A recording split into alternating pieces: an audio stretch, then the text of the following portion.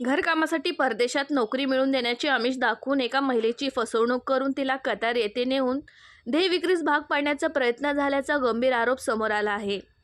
संबंधित महिलेचे पती यांनी याबाबत अहिल्यानगरचे पोलीस अधीक्षक यांच्याकडे लेखी निवेदन देत पत्नीला तत्काळ पायदेशी परत आणण्याची व आरोपीवर कठोर कारवाई करण्याची मागणी केली आहे। निवेदनानुसार आरोपी महिलेने पीडित महिलेच्या संपर्कात येत परदेशात घरकामासाठी मोठ्या पगाराची नोकरी मिळेल, कोणताही खर्च करावा लागणार नाही, तसेच मुलांची जबाबदारी स्वतः घेऊ अशी आश्वासने देत वारंवार परदेशात जाण्यास प्रवृत्त केले। सुरुवातीला पतीने यास नकार दिला होता, मात्र सततच्या दबावामुळे आणि खोट्या आश्वासनांमुळे पीडित महिला परदेशात गेल्याचे नमूद करण्यात आले आहे। कतार येथे पोहोचल्यानंतर तिला आश्वासनाप्रमाणे काम न देता देह विक्रीसाठी दबाव टाकण्यात येत असल्याची माहिती समोर आली आहे। या प्रकारामागे महिलांना पैशाचे आमिष दाखवून परदेशात पाठवणारी एक टोळी सक्रिय असल्याचा संशय तक्रारदाराने व्यक्त केला आहे। यापूर्वीही अशाच प्रकारे अनेक महिलांची फसवणूक झाल्याची माहिती मिळाल्याचा दावा निवेदनात करण्यात आला आहे। नमस्कार, अहिल्यानगर मी आज समीर मोहम्मद शेख मी आज SP ऑफिसमध्ये SP साहेबांना निवेदन द्यायला आलो होतो का माझ्या मंडळीला बाहेर देशात हुसकून पाठवण्यात आलेलं आहे। तर याच्यामध्ये फरीन शेख आणि त्याचे सह अजून एजंट लोक आहे, यांनी हे काम केलेलं आहे। माझ्या बायकोला फुसकवून तिकडे बाहेर देशामध्ये पाठवलेलं आहे। मला फरीन शेखला 2 लाख रुपये द्यायचे आहे।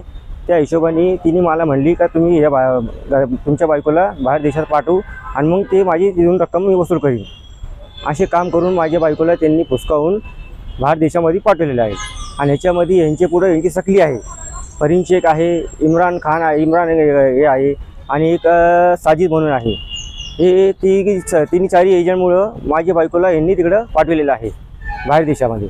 आता मला जे सांगितलं होता त्यानुसार माझ्या बायकोला तिथं पाठवून दुसरं काम करण्याच्या बाबतीत मला कळलेलं आहे।